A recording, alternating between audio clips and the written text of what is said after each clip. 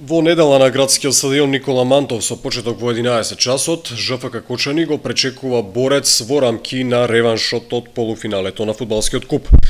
Кочанки имаат респектабилен капитал од 8-0 по првиот надпревар во Велес.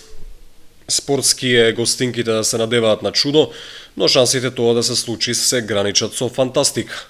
Исходот е предвидлив, надпреварот е безмалку формалност.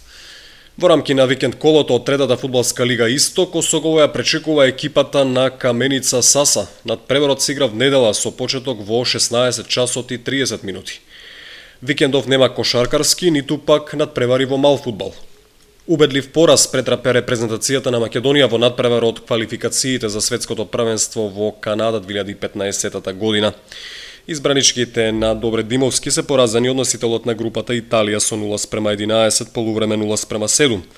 Најефикасна гостинска фудбалерка во првите 45 минути беше Гирели со 3 погодоци во 9-та, 11-та и 39-та минута. Во првото полувреме за азурите ефикасни беа уште Панико во 5-та, Маниери во 26-та и Габиадини во 27-та и 43-та минута. Како и во првиот, така и во вториот дел средбата помина во целосна доминација на гостинската селекција. Реванш средбата се игра на 17 септември во Италија.